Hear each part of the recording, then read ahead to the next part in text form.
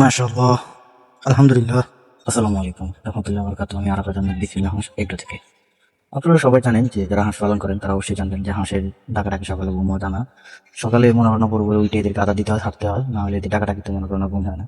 তো যেহেতু ঘুম হয় না তাহলে শুয়ে থাকে তো এমনি তো যাও না। তো সকাল সকাল উঠে তাদেরকে খাওয়ান দিলাম, খাওয়ান দিয়ে এখন তাদেরকে মাঠে করে দিতে হবে।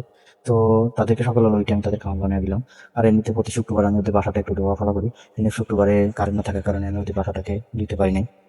তো আজকে সকাল সকাল ওইটাই চিন্তা করলাম যে ওদেরকে খাওয়া দাওয়া শেষ করে মাঠে ছেড়ে দিয়ে একটু ঘোরাফেরা করে আসি। আমি এদের খাঁচাটা ধুয়ে দেবো, আজকে পরিষ্কার করে দেবো, যেহেতু আমি শুক্রবার এটা ধুতে পারিনি কারণ থাকার কারণে। আর তাছাড়া এটা এমনিতেই সপ্তাহে দুই একদিন পরে এটা পরিষ্কার করাটা খুবই জরুরি, যেহেতু হাঁসে অনেক বেশি ময়লা হয়, তাই এটা তারা বেশি ময়লা করে, যাতে এটাকে দুই একদিন পর পরই কিন্তু পরিষ্কার করা জরুরি। কিন্তু আমি সময়ের জন্য পারি না, তাই আমি প্রতি শুক্রবার একবার পরিষ্কার করে দিই, কিন্তু শুক্রবারে পরিষ্কার করতে পারি না কারেন্ট না থাকার কারণে। তো আলহামদুলিল্লাহ এদেরকে আমি খাওয়ান দিয়ে এখন মাঠে ছেড়ে দেবো, ছেড়ে দিয়ে আমি একটু ঘোরাফেরা করে আসবো, ঘোরাফেরা করে আসি এটা খাঁচাটা আমি ধুয়ে দেবো। তো তারা সকালবেলা খাবার খেয়ে পুকুরে এসে পড়লো, আর আমার একটা অভ্যাস আছে পুকুরে হতে তাদের পরে আমি কিছুক্ষণ বসে বসে ওদের দেখি। তো কিছু হাঁস পুকুরে, কিছু হাঁস এবার যে উপরে বসে আছে হাঁটতেছে, আর কিছু হাঁস অপর পাশে আরেকটা পুকুরে আছে, যে আমি আপনাদেরকে দেখাচ্ছি। অপর পাশে আরেকটা পুকুর আছে, ওই পুকুরে মানে ওরা তিন ভাগে ভাগ হয়ে গেছে এখন। কিছু হাঁস উপরে, কিছু হাঁস এই পাশে পুকুরে, বা কিছু হাঁস এই যে এই পাশে পুকুরে। তো ওরা এখন যেহেতু এখানে পুকুরে নামতে আমি এদের একটু ঘুরে ঘুরে দেখি, এটা আমার প্রতিদিন সকালবেলা অভ্যাস। তো এদেরকে দেখতে দেখতে এদিকে আমি একটু ঘুরেফেরা করে আসলাম। এখন মনে করেন বেলা বাজে দুপুর 12টা+। তো এটার ভিতরে অনেক ময়লা থাকার কারণে আগে আমাকে ময়লাগুলো তুলে ফেলতে হবে, যেহেতু ময়লাগুলো অনেক বেশি। প্রায় 1 সপ্তাহ পরে পরিষ্কার করতেছি। তো ময়লা একটু বেশি হওয়ার কারণে আগে আমাকে ময়লাগুলো মনে করেন তুলে ফেলতে হবে। তো আমি আগে ময়লাগুলো তুলে ফেলতেছি, তুলে ফেলে তারপরে এটার ভিতরে পানি মারতে হবে। এটাতে পানি মেরে তারপরে আমি এটাকে নরম করে তারপরে আবার ডলা দিতে হবে, যেহেতু ওঠে না, জালির উপরে ময়লাগুলো আটকে থাকে। তো আমি আগে এটার ময়লাগুলো পরিষ্কার করে নিচ্ছি, পুরানো ময়লাগুলো পরিষ্কার করে নিয়ে তারপরে পানি মেরে দেবো। তো আমার ময়লাগুলো তোলা শেষ, এখন আমি এখানে পানি মেরে দেবো। তো পানি মেরলে কিন্তু কম মারতে হবে না পানি, কিছুক্ষণ যাবত পানি মারতে হবে, মারলে এগুলো নরম হবে, তারপরে এগুলোকে ডলা দিতে হবে।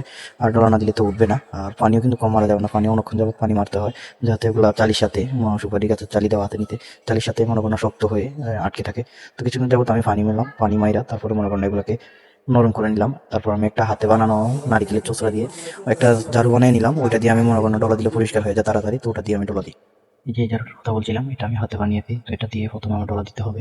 ডলা দিলে এটা মনে করেন উপরে যে ওই ময়লাটা নরম হয়েছে ওইটা উঠে যাবে, তারপরে আবার পানি মেরে একদিক দিয়ে পানি মারতে হবে, অন্য দিক দিয়ে ডলা দিতে হবে। সময় লাগে ভাই, অনেক একটু সময় লাগে, যেহেতু এগুলো অনেকদিন যাবত ময়লা, প্রায় 1 সপ্তাহ বেশি ময়লা জমে আছে, অনেক সময় লাগে এগুলো পরিষ্কার করতে। তো আমি এখন পানি মারবো একদিক থেকে, অন্য দিক দিয়ে ময়লাগুলো ডলা দিব। তো যাদের হাঁস পালনের শখ, হাঁস পালতে ইচ্ছুক, তাদের উদ্দেশ্যে আমি একটা কথা বলতে চাই। কথাটি হলো, যদি আপনি রানিং কোনো চাকরি থাকেন বা কোনো কাজে থাকেন, ওগুলো ছেড়ে দিয়ে কখনো হাঁস পালনের দিকে আসবেন না। যেহেতু হাঁসের খরচ আছে, আপনার প্রতিদিন খরচ আছে, কিন্তু আপনার যদি আয় না থাকে তাহলে আপনি এখানে ব্যয় করতে পারবেন না। তো আপনি রানিং চাকরি ছেড়ে দিয়ে কখনো আসবেন না। আর যদি আপনার ক্যাশ টাকা থাকে, তাহলে যদি আপনার মনে হয় যে আপনি ধীরে ধীরে বাচ্চা ডিম পাড়া পর্যন্ত রাখতে পারবেন, যে আপনি ক্যাশ টাকা দিই, তাহলে আপনি আসেন, আমি বলতে চাই। আর যদি ক্যাশ টাকা না থাকে, ভাবতেছেন যে একদিক থেকে আয় করে একদিকে দিবেন, তাহলে আসেন। কিন্তু বেকারত্ব বসে থাকা যাবে না, তাহলে মনে করেন আপনি কোনো দিকে পারবেন না। আর যারা হাঁস খামারি করেন তারা অবশ্যই আয় ব্যয় সবগুলো হিসাব রাখতে হবে। আর কোন সময় হাঁসের কি কি লাগে, কোন সময় হাঁসের কি ওষুধ লাগে, কোন খাবার লাগে, কোন খাবার খাওয়াইলে তারা ভালো থাকে, কখন কি প্রয়োজন, এটা অবশ্যই আপনাকে জানতে হবে, এটা মানতে হবে। আর বিশেষ করে একটা জিনিস, হাঁসের সবসময় পরিষ্কার পানি দিতে হবে, বিশুদ্ধ মুক্ত পানি দিতে হবে, তাহলে মনে করেন না হাঁস ভালো থাকবে।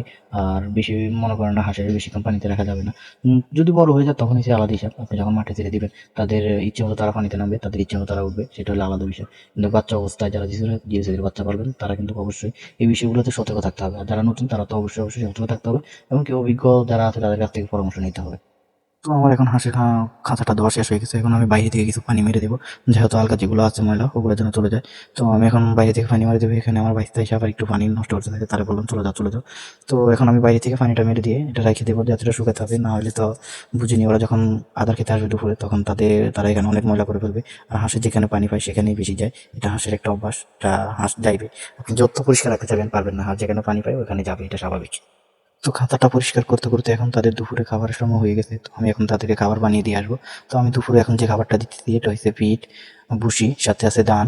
তো এটা এখন তাদেরকে দিয়ে তাদেরকে আবার আনতে হবে, তারা এখন আছে, তাদেরকে মনে করেন পুকুর থেকে তুলে আনতে হবে। তো আমি এটা দিয়ে একটু মেখে দিলাম এটার ভিতরে, মেখে দিয়ে এখন তাতে এটার আমার জালগুলো উঠাই দিয়ে আমি চলে যাবো তাদেরকে আনার জন্য। তো আমি এখন চলে আসছি বাগানে, এরা যেখানে থাকে সবসময়, তো ওখানে তো দেখেন এরা এই পুকুরটাতে আছে, এই পুকুরটাতে রয়েছে। আর এগুলো হয়েছে আমার 2 মাসের বাচ্চা। এগুলো এখানে প্রায় বেশ ভালো কিছু বাচ্চা আছে, মাশাআল্লাহ আলহামদুলিল্লাহ, ওরা অনেক সুন্দর, অনেক ভালো সুন্দর হয়েছে বাচ্চাগুলো। তো এখানে এগুলো হচ্ছে 2.5 মাসের বাচ্চা। তো আমার বড়গুলো হচ্ছে সামনেই আছে, ওরা একসাথেই ছিল। তো এই যেগুলো এখন ছোটগুলা, তো বড়গুলো আছে ওই পাশেই দেখাচ্ছি আপনাদের এই ভিডিওতে। তো এগুলো একদিক থেকে তারা দিলে অন্যদিকে যায়, অন্যদিক থেকে তারা দিলে অন্যদিকে যায়। আসলে হাঁস এমনই। আর ওরা যদি ছোটকাল থেকে বাইরে থাকতো তাইলে হয়তো খাঁচা চিনতো, কিন্তু ওরা বড় হওয়ার পরে আমি ওদেরকে তাড়ি। যেহেতু বড় হওয়ার পরে দেখলাম যেটার ভিতরে আমার খাতার ভিতরে অনেক লোড করে ফেলে, তাই তো বড় হওয়ার পরে ওদেরকে আমি তাড়ি। দেখেন মাশাআল্লাহ, আলহামদুলিল্লাহ, অনেক সুন্দর, অনেক ভালো লাগে দেখতে। আর এখানে আমার রয়েছে বেজিং, ব্ল্যাক হোল, আর রয়েছে আরও রয়েছে রানার হাঁস। তো আলহামদুলিল্লাহ আমি দুপুরে খাবার দিলাম, মাশাআল্লাহ তারা এখন ভিতরে আসলো, যে এখন তারা সবাই খাবার খাচ্ছে। তো যারা যারা হাঁস নিতে চান খাবারের জন্য বা পালনের জন্য, যে ছোট বাচ্চা নিতে ভয় পান, যে ছোট বাচ্চা নিলে মারা যাবে বা কিছু, তো তারা অবশ্যই আমার সাথে যোগাযোগ করবেন, যে চাইলে আপনারা এই হাঁসগুলো নিতে পারবেন। তো হাঁসগুলো তো আপনারা দেখতে পাচ্ছেন ভিডিওতে, আলহামদুলিল্লাহ অনেক সুন্দর। আর এগুলো ভ্যাকসিন দেওয়া, এগুলো আমি ডাক প্লে ভ্যাকসিন দেওয়া হয়ে গেছে। এখন মনে করেন 3 মাস পরে আবার ডাক কলেরা ভ্যাকসিন দেবো। তো ওদের খাওয়া শেষ করে ওরা এখন বাড়ি বের হয়ে যাচ্ছে। এরা এখন আবার যে পুকুরে নামবে পানিতে। তো এক এক করে ওরা সবাই বের হয়ে গেলো, এখন ভিতরে কিছু হাঁস আছে। তো আলহামদুলিল্লাহ সবাই আবার চলে যাচ্ছে পুকুরের দিকে। তো সবাই ভালো থাকবেন, সুস্থ থাকবেন। আর যারা বিসমিল্লাহ হাঁস এগ্রো থেকে ভিডিওটা দেখছেন তারা অবশ্যই কমেন্ট করে জানাবেন আপনার কেমন লাগছে ভিডিওটা। আর যারা যেরকম পরামর্শ প্রয়োজন আমার সাথে যোগাযোগ করতে পারেন, আমি যতটুকু সম্ভব আপনাদেরকে পরামর্শ দেবো। আল্লাহ হাফেজ, সবাই ভালো থাকবেন।